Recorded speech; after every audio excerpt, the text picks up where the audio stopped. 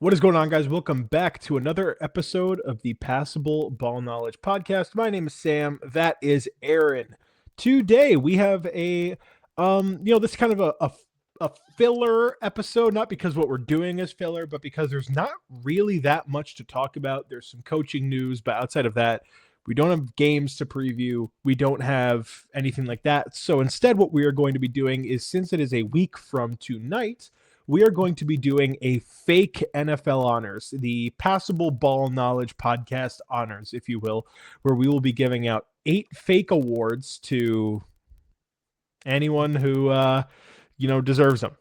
So that's gonna be a good time. Can't wait to jump in. We have a lot of coaching news to talk about, some really interesting stories here going on. But before we jump in, I just want to make a couple notes. We are on Spotify now. So if you want to listen to us on Spotify and you want to listen to us not having to watch us, and you just want to hey, I want to play this in the car or whatever, we are on Spotify now. Link is in the description, and then we'll also have a link in our bio as well for anyone who's interested. So check that out if you care.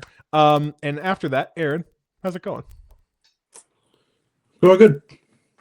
It's going good. I was happy with the introductory press conference for Stefanski. Falcons are going to hire GM soon, so feeling good.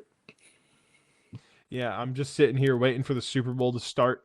It's a fun time. It's a fun time all around. So let's get going. We have 2 new coaching hires to announce, and we essentially have, not essentially, we have 2 jobs left, but it essentially feels like it's coming down to the same guy. We'll talk about all this. Let's start off here with the Bills. They have a new head coach. They have promoted Joe Brady, their offensive coordinator. He was a guy who's getting head coaching buzz this cycle anyways. He just ends up getting a straight up promotion to head coach. I have a lot of thoughts on this hire, but I will let Aaron, I'll let you take this first. Just general thoughts on the Bills promoting Joe Brady to head coach. I like it. I mean, Joe Brady was a guy where I think a lot of people would be happy with him, being their coach. And I just think now that, he just got promoted and it's not as entertaining, people aren't really huge fans of it. But I think it's a good hire. He's been very familiar with the team. Hopefully that'll create kind of like an easy transition between coaches, and so nothing will get too messed up. He's young, so if he does good, he can be a coach for a while. And yeah, I like this move a lot for the Bills. Highly coveted coaching candidate, and yeah, that's all I have to say about it, really. If you want me to be honest, I'm kind of 50-50 on this hire. I think Joe Brady is a good candidate. I think he's going to be a good coach. He's young. I think he's every episode you're having a weird moment. Last time you had that gong. Now this time you're cutting out, and he's just a mess right now. I think Joe Brady's going to be a good coach. That's not necessarily my problem with this hire. My problem is that I think when you fired Sean Dermott, you're essentially saying, okay, we need a change. We need a change from what's going on in this building. We need a change from what's going on just all around. And I mean, this locker room needs a change, and this culture needs a change. And then you just promote the OC. I feel like it's kind of strange. I feel like you're keeping everybody in-house, and you're not really changing that much. You're just changing the guy at the helm. You're going to be running the same system. The coaches are going to be there. The same coaches, presumably. He's going to keep around most of the staff, I would have to assume. It's just strange. It's once again, if Joe Brady was hired by any other team, I would be really excited. I think Joe Brady's going to be a good coach. But for the Bills specifically, it feels like the thought process here is a little bit disjointed, where you're thinking we need a change, and then you just promote an in-house guy who was there already. And I don't know, that's just where I fall. I mean, Aaron, do you think Joe Brady's enough of a change for the Bills to warrant the Sean McDermott fire? Because I don't know, really.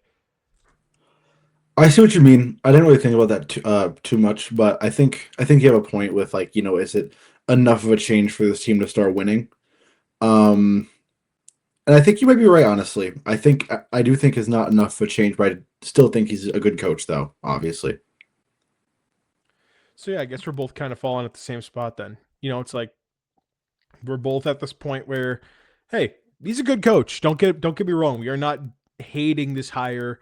I just think that the thought process behind it is a little flawed when you consider, hey, like what would the Bills likely be looking for in their next head coach? I feel like it's just not enough of a change. You may as well have just kept Sean McDermott at this point. So we'll see what happens there. We have another hiring, and this hiring, there's definitely a lot more to talk about with this one. This was a controversial hiring. There was a lot of fallout in the building of this team. And let's just dive right in because I think we might spend a little bit of time on this one. The Browns have announced Todd Monken will be the next head coach, and there is a ton of drama from this. Long story short, the Browns hired Monken, and apparently he was the owner's pick and really no one else's choice. Like it seemed like it was coming down to Shielhouse and Jim Schwartz, the DC. And I heard that the hang up with Shielhouse is that they wanted him to keep Jim Schwartz in the building um, as the DC. And I think he had trouble committing to that. And now, straight up, the owner apparently went against everybody else's opinion. I think the general opinion in the building was to hire Jim Schwartz. They hired Todd Monken, the former Ravens OC. He is 60 years old as a first-time head coach. He will be one of the oldest first-time head coaches in NFL history. He I mean, this is a guy who, like, hey, he is a good coach, and I think that it's kind of getting lost in the shuffle here. That Todd Monken is a highly respected coach. He's probably one of the better OCs in football over the last 3 to 4 years or so, and he's led a bunch of successful offenses in Baltimore. But that being said, I mean, this is not that exciting. This feels like a very Browns hire in the sense that, hey, you're hiring a 60-year-old first-time head coach, someone who he didn't even really get any interest anywhere else, and he is your choice. And then in my mind, when they made this hire, I thought, oh, so Todd Monken and Jim Schwartz must be like a package deal. Like if they're going to hire Todd Monken and then Jim Schwartz is going to come in and stay as the DC, and maybe I can rationalize it in my head like that. Nope. Jim Schwartz, after Todd Monken got hired, essentially stormed out of the building and said his goodbyes to everybody there. He has been apparently, this is kind of crazy. He was in the building like for the previous like 3 or 4 days, just like preparing to be the head coach. And he didn't get it. And he was pissed. And it seems now that Jim Schwartz will be leaving the Cleveland Browns, and he instantly becomes the most coveted DC on the market. I mean, Aaron, the Browns are a freaking mess. They are a mess of all messes. I mean, what is your take on the Monken hire and the Schwartz drama and everything that's gone into this? This is so bad for the Browns. I mean, like I thought Jim Schwartz would be kind of a boring hire. And now you're going for Todd Monken, who is boring, number one, but was also like heavily being considered to be like fired, like before Harbaugh was fired. Like lots of Ravens fans wanted them fired because their offense kind of like stagnated in the past like year or two. Um, so like you're going out and getting a guy that no one wanted. He was not a contested OC. Like when Harbaugh when Harbaugh got fired, no one was really like, oh, let's call up Todd Monken and see if he's available. No one wanted Todd Monken, and now if you're the Sorry to cut you off. It seems as though that if he didn't get the Browns job, he was going to be the Giants OC. well, So yeah, that's the news there. yeah, um, so like it's like you go out and you don't even go for like the entertaining pick in House. You don't go out and get a guy who is a good coach, can coach a defense, um, but you go for a offensive coordinator who might have gotten fired. Like he was so bad. he was so bad. Like a part of the reason Harbaugh got fired was because he wanted to keep Todd Monken on his staff. So like you just, it's just going to be another fight. It's just going to be another year, a couple of years of the Browns just sucking again. Like that's the only way you could say it. They're going to be bad. And this is a bad hire because now you lose out on Jim Schwartz. You make all of your best defensive players mad. Myles Garrett, their safety, Grant Delpit, right? He's pretty good, right? Um, and you have a lot of young players on this defense too, like Carson Schlesinger and Mason Graham, uh, who who's now going to have a different defensive coordinator. And I'm just waiting until they bring in like Zach or something like that, and all hell's gonna break loose in Cleveland if that happens. It's probably not gonna happen, but um, yeah, this is a bad hire because you hired a bad coach. Now you're losing one of the best DCs in the game, and once a DC is getting interest, the second you hire your coach and not him, or like the second that like a coach is gone, that you kind of made a mistake. With your coach hiring process. Yeah, that's kind of where I fall. I have conflicted feelings on Monken because if you look at the Ravens, like over the last 3 years when he's been the OC, a lot of success there offensively. Lamar won an MVP. I mean, yes, he has been a good OC. It's disingenuous to call him like a bad coach. But this hire just feels so weird. It just feels so strange. It doesn't feel like you're going from Kevin Stefanski to Todd Monken. Like, if you want to move on from Stefanski, that's okay. But when you move on from a guy like Stefanski, who is a proven, just solid coach, it feels like you're setting yourself up to kind of create a change there. And instead, you're hiring a much older coach, a guy who isn't even he's never had head coaching experience at the NFL level. I mean, he's coached in college as a head coach, but like if you hire Mike McCarthy or someone like that, I'm like, okay, I can kind of rationalize this a little bit more where he's an older coach, but he's absolutely going to stabilize your franchise. And that's a fine thing, especially for the Browns. But for Todd Monken to be the hire, and then you lose Jim Schwartz, who coordinated a defense that was the sole reason you won any games last year. Your offense was abysmal. The offensive talent on this team is abysmal. And now this is where you are. Like,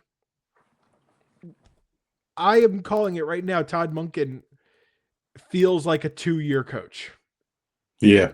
And that sucks. If you want to go offensive, at least take a swing with Shieldhouse, who's young and exciting and maybe can, find some juice there. And if he hits, man, you have a great coach for the next decade or so. You have Todd Monken, who at best will be here a decade. Like, he's 60. And I don't know. I don't know. You lost the coach who was the sole strength you had on that staff last year. And I don't know. It's kind of perplexing to me to lose Jim Schwartz, who seemingly, I mean, if you like, it seems like the players liked him. It seems like the owner really liked him. Like literally, one criteria they had was, hey, you have to keep the DC. You have to keep the DC. Hey, if you like him so much, then hire him as the Yeah. head coach. Yeah. Like, you want to know a safe way to never lose him? Hire him as the head coach. Why are you having it be some necessity that he's on staff only to not hire him as a head coach and then you lose him regardless? He's gone. It's like, I don't know. This feels so bad. And it feels like it's just a microcosm of the Browns hired Stefanski. And like it or not, Stefanski brought you the first seasons of winning that you saw in a really, really long time. And you Yeah. fire him and you say, okay, we're going to level up. And instead, you're back to the Browns. You're back to the Browns. This is the Hugh Jackson. This is the Freddie Kitchens. This is the piece of garbage hire that like everybody is laughing at you for. And maybe Todd Monken works out, but he has so little talent on this offense. Like, who's going to do anything with this offense? I don't know. I'm really like lost as far as what their goal is. And we'll see where they plan to go. Now, this does not have a banner for it, but I'll just talk about it briefly. It seems like the Raiders and Cardinals are fighting for the same coach, Aaron. Two teams Yeah. without head coaches. Seems like they both want a little bit of Clint Kubiak, who I think throughout these playoffs has shown that goddamn he can coach, and he's had his best called games in the biggest stages. Um, seems like the Raiders and Cardinals are going for Kubiak. They're both going to interview him this week. It seems like they're both his top candidate. If I had to guess, he'll probably pick the Raiders if he has the choice between the two. But regardless, I just want to bring that up before we move on to our next topic. Jets drama. Boy, oh boy, what is going on with the Jets? You want to talk about like the Jets and the Browns were fighting to see who could be more dysfunctional. Like that's what they were doing. The Jets essentially have cleaned out their entire coaching staff outside of the head coach after last year. They hired Tanner Engstrand, who was one of these kind of hyped up young offensive guys coming from under Ben Johnson. He gets fired after one season, never really had a chance, never really had a quarterback, never really had anything. They're just going to get rid of him, despite keeping him for the first like 3 weeks of the postseason. They fire him. Really weird. And then they're trying to hire a new DC, and they are saying, "Hey, we're going to hire Wink Martindale, one of the best, most gritty defensive coordinators out there. He's so experienced, and he's a great DC. You can't say anything about Wink Martindale." And it's long story short, you fly Wink Martindale out to New York because he thinks that he's going to finalize a deal. And in New York, Aaron Glenn says, "All right, well, Wink, I'm going to call the plays on defense this year. I'm going to change it up." And Wink is like, "I'm sorry." And he's like, "I'm going to call plays." And Wink was like, "You never told me that you were going to call plays. You didn't call plays last year."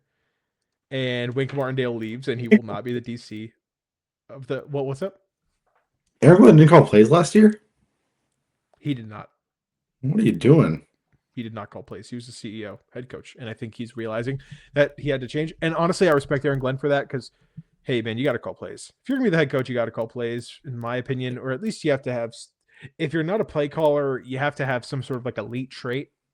Like Dan Campbell is like an elite. Dan Campbell and Mike Vrabel are like exceptions where it's like these guys are elite motivators. But regardless, yeah, there's that. Aaron, I mean the Jets, man, just dysfunction all around. It seems like they're maybe going towards hiring Frank Reich to be their OC. Like weird old man hire. Didn't even give this young hot candidate a real chance. I mean, just take on the Jets, and if I mean, I don't want to be negative, but it feels like Aaron Glenn's ship is already leaking, and it's leaking bad. So what's your take there? Yeah, I think that this. I think he kind. I feel like I have the visual of him sitting in his office, and he's like, "Damn, if I'm not good next year, I'm gonna get fired." And then he just kind of and then I feel like this is almost like a panic firing. Like he started panicking and just fired everybody. Um, I thought there would be a lot of stability with Aaron Glenn. I thought he's a very I think he's obviously still a very respectable coach, but to get rid of I understand firing your DC.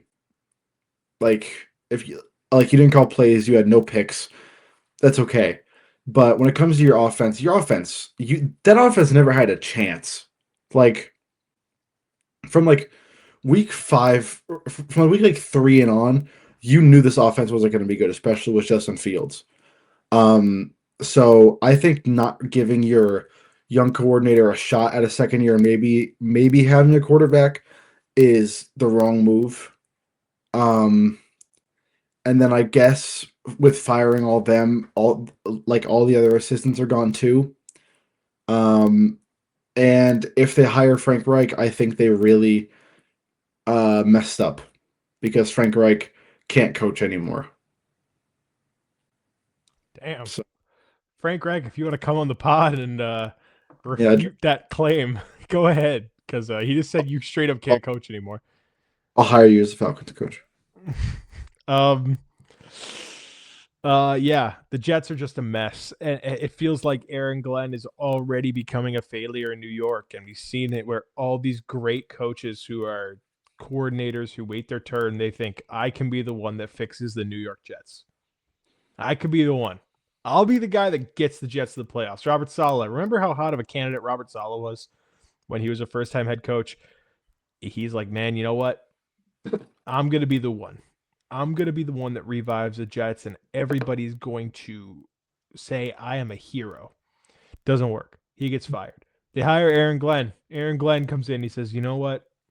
I am going to be. They're going to build a statue of me when we get the Jets back. I used to play here, man. I know what it takes to be a Jet. We're going to get us there. He's probably going to be fired after next year without a drastic change. Yeah. It's a shame. It really is a shame. The Browns and the Jets are in a poverty off. I think like the only way that you could really convince them to actually not be so dysfunctional is if you said like, hey, whoever's worse next year is out of the league, Yeah. and we'll promote the best UFL team. Yeah. I was gonna say UFL.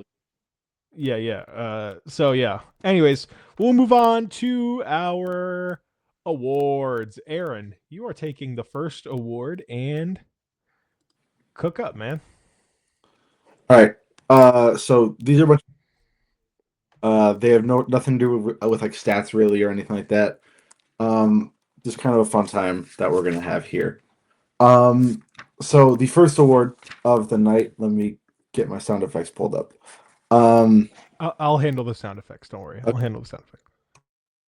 the first award of the night, the Remember When award, goes to the player, team, coach that we'll look back on in like 5 years and be like, remember when? Like, remember when this thing happened? Remember when this thing happened? And I think for you're gonna play the gong, and for this first award, the first award winner of the night goes to someone who you'll say, remember when Philip Rivers came back for 5 games like 5 years ago? So the first award of the night goes to Philip Rivers of the Indianapolis Colts.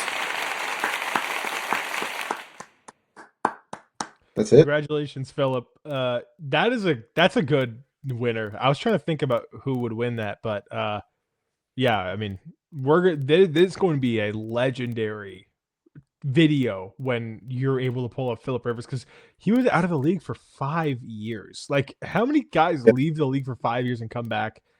And like, he wasn't horrible either. So like, yeah, that's I found it kind of like a PR stunt. Like you didn't need Philip Rivers. Like Riley Leonard, yeah, he's not great, but you could just roll with Riley Leonard. or you could have signed someone who's played more recently than Yeah, Philip Rivers, like someone who is not like 260 pounds. Desmond Ritter or Mariota, legends. Well, Mariota was on a team last year. I mean, Desmond Ritter wasn't. Desmond Ritter was looking for a job. He would have taken a job. Come on. Next award, Sam. Yeah. So this is my first award. The Coach of the Year award is a prestigious honor given to the best coach in football who did the best job coaching his team. However, it's kind of hard to say that you're the best coach in football or that you did the best job coaching your team when your team was bad, which is why I decided to give some recognition to Coach of the Year, but your team was bad award. This is given for the coach who kind of an unsung hero. You know, he had a bad team. His team was not good. His team had a losing record considerably and will be picking high in this year's draft. However, if you really look between the lines, the coaching job that he did is nothing short of a miracle. And for this one, I hope everybody has their beads ready. I hope everybody is ready to celebrate, with the classic New Orleans way, because this award is going down there. And shout out the Coach of the Year, but your team was bad award winner is Kellen Moore, the head coach of the New Orleans Saints. Yeah, Kellen Moore. I mean, is there more of a more? Is there more? Is there a coach who has less to show for the incredible coaching job he did. This Saints team should have won like 2 to 3 games, and that is not an over exaggeration. And they won 6 games. They had the same record as the Chiefs. Like, put it like that. That is nuts. I mean, Tyler Shuck played really well at the end of the year. It looks like they're going to roll with him next year. Can't blame them. And this is a roster that is old and or young and bad. And he just like put it together. And also for a guy in Kellen Moore who, hey, he was like the last coach hired last year. Nobody wanted that Saints job. Uh guess what, man? He went in there. He believed in the New Orleans spirit and he turned that ship around. And I think we could say something like the Saints are in a good direction now. We Yeah. could say that. We weren't able to say that before. So shout out to Kellen Moore. He deserves this. And Aaron, it's your award next. All right, the award. It's never gonna happen. Award goes to a team where it's never gonna happen. They're never gonna win a Super Bowl. It's just not gonna happen.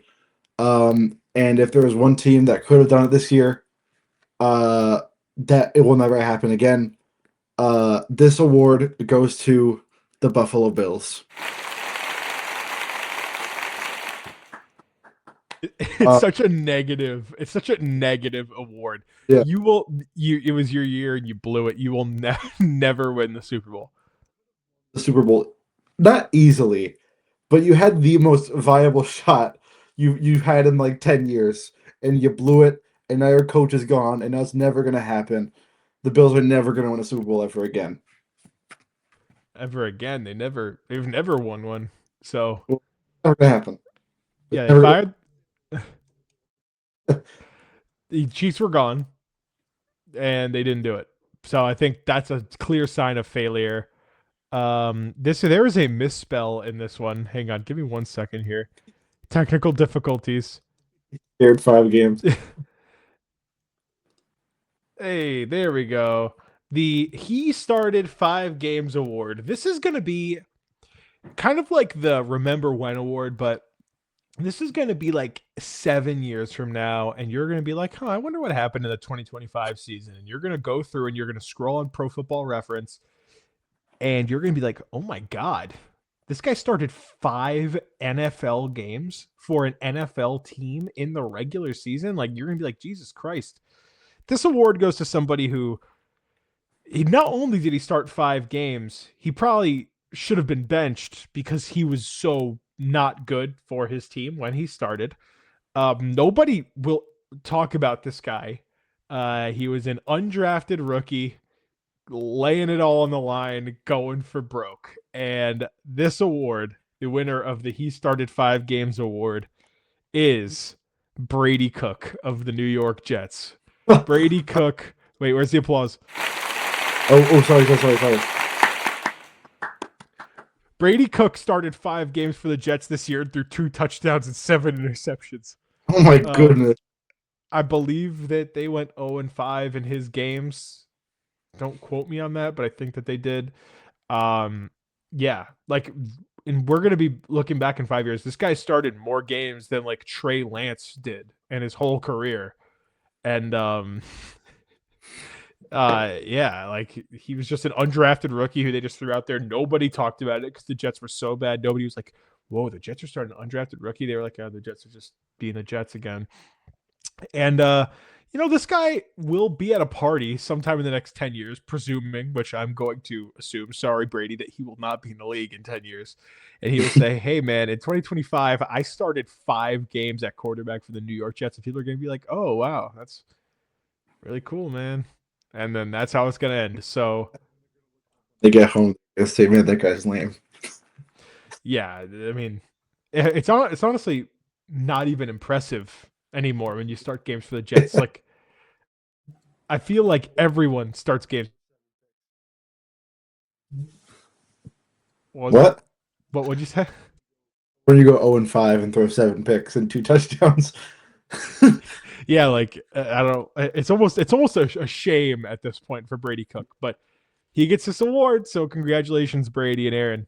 Oh, it's your turn. Um, This award isn't similar in the way where you say this guy started 5 games, but it's similar in the way that this guy sucked so bad that like you almost just felt bad for him. Like he couldn't catch it. Like he couldn't catch a break. He was so bad. Um, and so this award, I just said it goes to the person where you're watching and you're going, oh man, this gets really, this is really rough, and you kind of start to feel bad for him. I felt this at multiple points this season. The I almost feel bad for you award goes to Geno Smith of the Las Vegas. Uh, For a second who I thought you were gonna say, and I think if we're talking about on a one game basis, this award feels perfect for Max Brosmer when he started that game against the Seahawks. Do you remember that game?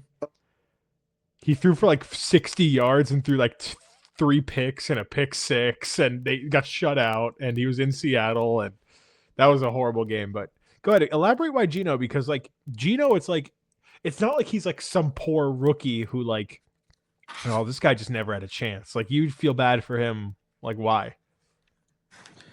I feel bad because he was good a few years ago, and he probably has to be sitting in like the backfield after like throwing like 30 picks and just being like, oh, man, I wish I could go back to 2022 and just like relive my glory days in Seattle instead of being here in Las Vegas playing for this horrible team that I hate and I don't want to like it's just I feel bad for him, man. He's had a really rough time. Well, it's not just that. It's that he left Seattle, and the second he leaves, they Yeah, improve, and they win 14 games and go to the Super Bowl the second he leaves. And he left, and he was like, "Man, the Raiders are going to be better than the Seahawks." I'm telling you. I mean, he's like, was that? And now he's thinking, was I the problem both for the Raiders and for the Seahawks? So yeah, where you left got immediately better, one of the best teams in football, if not the best, and where you went instantly became the worst situation in the NFL. it's sad. Gino, if you want to come on the pod, Hey man, I'll come on, Gino, come on. Hey, you know what? Gino will be our player correspondent. yeah. We'll be like, and now down to Gino Smith as he has a take on this, and he'll be like, man, I don't know. I remember when I played football 1 year ago. All right, All Sam. right, funniest moment of the year. Aaron just unleashed a crazy sneeze. Bless you. Thank you. Funniest moment of the year. There are a lot of funny moments every year, but you can almost define this as meme of the year. There was something that I think in the moment, this team and these fans, they were looking for some positive momentum with a certain player, and his teammates were coming out and they were trying to hype him up, and there was a video of him in the locker room. Um, and instantly, you have never seen something backfire so hard on a player, the organization, and also all other players who played a bad game. And specifically, when I say players, I talk about quarterbacks. And I want to go back to the birth of nine in Minnesota. And that is the funniest moment of the year. When JJ McCarthy in the locker room after beating the Vikings, he gets amped. He's like this like wild dog in the locker room, and then his teammates come out and they're like, man, when he enters nine, when JJ becomes nine, JJ's scary. And then I think like the week after he threw like three picks or something, and the Vikings got blown out. And then e- every single time a quarterback played bad, there was a picture of them as JJ McCarthy in the locker room. I think I saw it like for like 30 quarterbacks this year. It was like unbelievable. It's like basically every quarterback got nined. And now we have I'm gonna pull this up. I'm gonna share my screen. oh, Aaron's gonna screen share. This is unproven, by the way. We have never done this with this. Oh yeah, Hold on. yeah. Wait, dude, you got it. It was right there. Okay. Add to stage. Okay. Yeah, there it So, is. what are you talking about?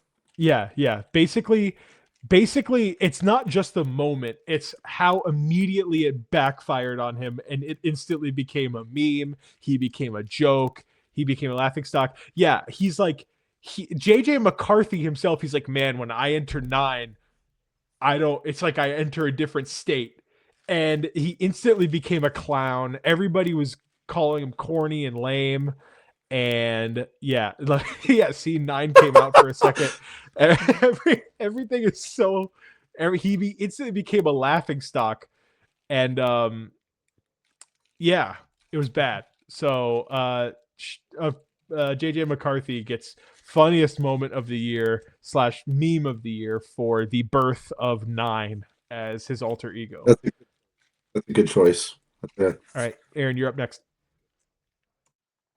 The You Might Be Doing Something award goes to two coaches who inherited slash went in to this season with not much expectations, but you look at them and you say, okay, he might be doing something. Like he might be bringing this team back, and this is gonna bring our first dual award winner and our first two-time award winner. Because this award goes to Kellen Moore. Let's clap it up. Where's my claps? Where's my claps? And and Dave Canales of the Carolina Panthers.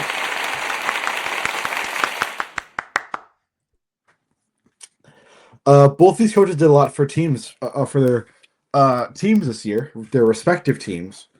Um, so yeah, you're watching the Panthers, especially with the playoffs against the Rams, and you say, okay, like they actually might be doing something. Bryce Young might be good again, or be good. Period.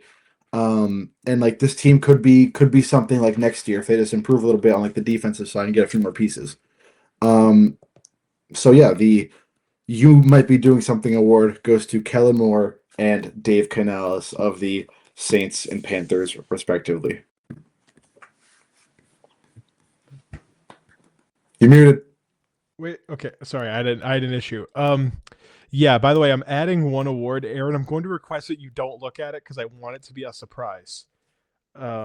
So let me know when you're off, and I'm going to uh add it. And okay, so I added it. Don't look. But this is my next award. This is really my final award, but I just added another, so it's going to be interesting. The We Might Be Cooked award. I think this was a team that came into the year with expectations and essentially saw their championship window close in front of their face. Um, this is a team who, like, I think if you talked last year, might have been the Super Bowl favorite. And now I think they're like, oh shit, man, we're kind of done. Like this might be it for us. Everybody's starting to get really expensive.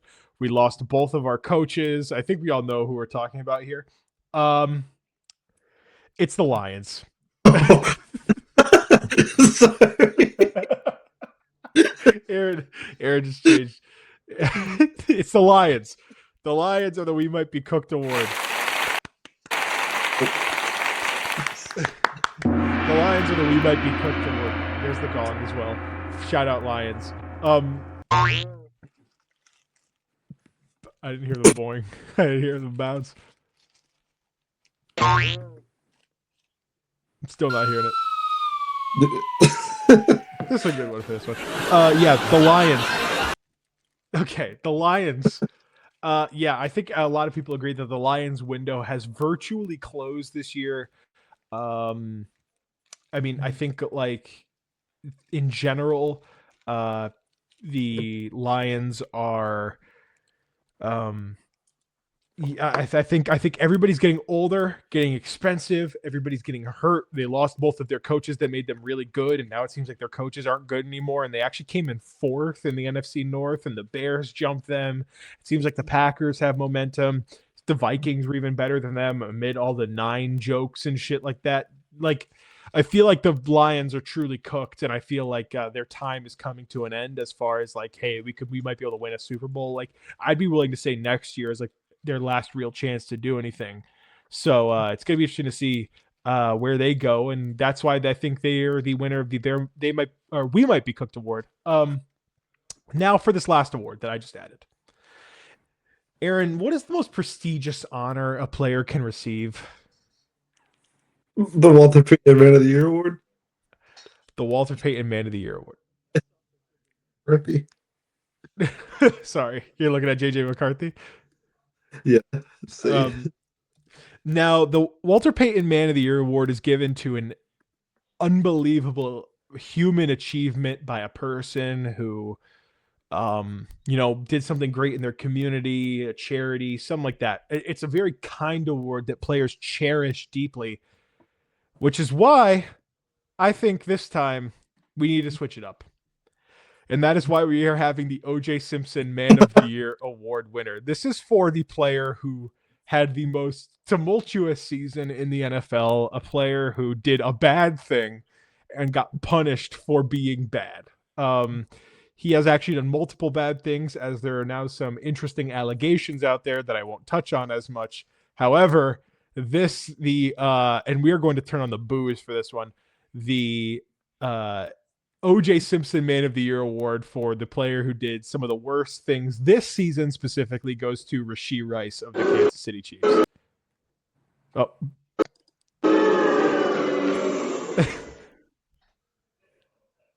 Rashee Rice had a hit and run where I saw you try to play the bounce. I can't hear the bounce, but I saw you try to play it.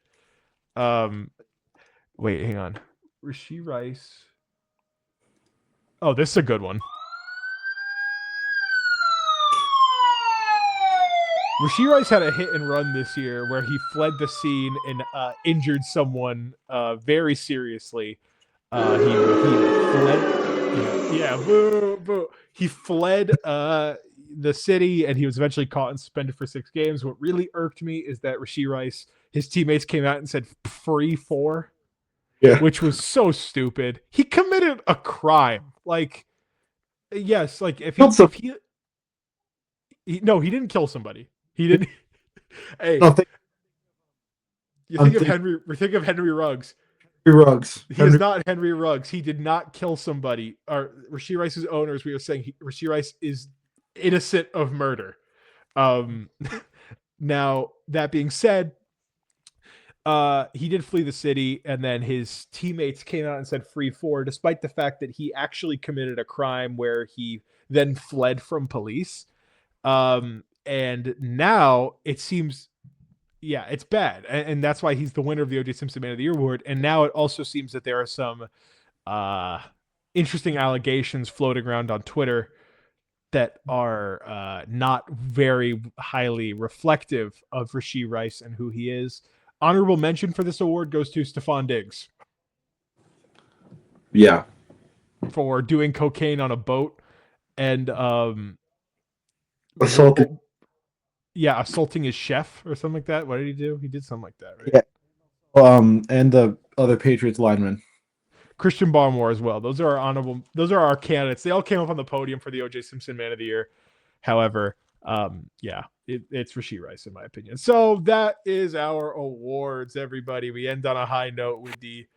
We keep trying to play the applause at the same time, but it has to stop. Hey, the Passable Ball Knowledge honors. This might be a fun little yearly tradition we can do from now on. Kind of setting up. Hey, let's recognize some people, whether good or bad, and that's it. So thank you guys for watching. Hope you guys enjoyed. As always, check us out on Spotify. No, I know, I'm a good host. I know. Be patient. But before we go, Aaron will tell us what happened today in history. Today history. Today, 1936. Hall of Fame very relevant right now. The U.S. Baseball Hall of Fame elects its first members today in 1936. King George III dies in 1820. The Raven by Edgar Allan Poe is published. Namesake of the Ravens. And Kansas entered the Union today in 1861. Pretty big day. Pretty interesting day, I would say. Give me 1 second here. I'm trying to get to my resources. Who was born today, though? I was curious. That's a really good question. Now, as always, I choose to recognize one person that was born today, someone who I think has earned the honor of getting my happy birthday wish. And I mean, there's some interesting people born today. There's some interesting people born today. Looking at it, I mean, hey, Oprah was born today. That's a pretty big one. There are a lot of weird or just random people. Adam Lambert was born today. Lewis Pullman, Mama Justice was born today. Um, AJ DeBonsa, Heather Graham. Uh, yeah, it's a decent day for birthdays. But that being said, I think that there is one person who has truly earned the happy birthday wish. And if I could just pull it up, oh my goodness, this thing is taking an absolute dump right now. And by this thing, I mean my phone. According to Facebook, Drew Brees has been named the Lions general manager. Hold on. The Lions general manager job is not open currently, but shout out. Drew Brees is the Lions. It's the new. This is huge breaking news, man. I mean, we gotta break this down. No. The former Saints quarterback. Deal reportedly worth $700. What? Wait, can you repeat? The deal is worth around $789 million. For him to be their GM? Yeah. He, Wow. he, Good for Drew Brees. I still have to wish happy birthday. Happy birthday to Rodrigo Blankenship. hey, He turns 29 years old. Hot rod. Yeah. Happy birthday, Rodrigo. So yeah, that's gonna do it. Hope you guys enjoyed. We will bring you a video next week. Our video next Monday, I'll just let you guys know. It should be a fun one. We are going to be ranking the last 10 Super Bowls. So that should be fun. We're gonna, talk about some Super Bowl history, and then obviously the video a week from today. Is going to be the Super Bowl preview between the Seahawks and the Patriots. So we are excited to get into that and to talk about it. And we hope you guys enjoyed this video. Please leave a like if you do. Remember, check us out on Spotify if you are interested in that, and subscribe if you enjoyed and want to get more content. We will see you guys in the next video. Peace out.